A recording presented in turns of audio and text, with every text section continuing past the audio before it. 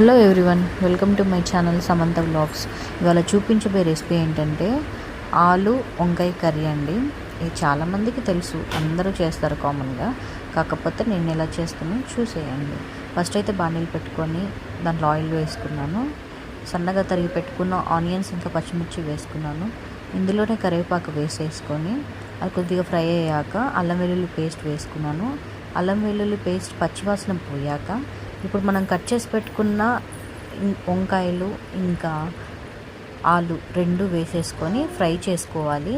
ఇప్పుడే నేను టమోటోస్ వేసేసుకోలేదండి, ఎందుకంటే ఫస్ట్ ఇది కొద్దిగా ఉడికాక అప్పుడు మనము టమోటోస్ వేసుకుంటే బాగుంటుంది. ఆలు అంతా ఉడికాక ఇప్పుడు ఇందులోనే త్వరగా ఉడకడం కోసం కొద్దిగా సాల్ట్ వేసుకుంటున్నాను.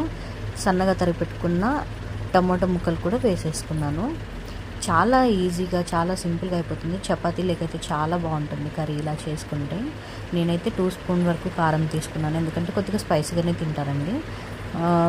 ఇందులోనే మనం ధనియా పౌడర్ కూడా వేసేసుకుందాము. ఎక్స్ట్రా మసాలాస్ ఏమి కూడా వేసుకోవట్లేదు. ఒక చిన్న టీ గ్లాస్ తోటి మాత్రం వాటర్ తీసుకున్నాను అనమాట. ఇదంతా ఉడికాక పైనుంచి కొత్తిమీర వేసేసుకున్నాను. అంతే, చూసారుగా ఎంతో టేస్టీగా ఉండే ఆలు వంకాయ కర్రీ రెడీ అయిపోయింది. సూపర్గా ఉంటుంది.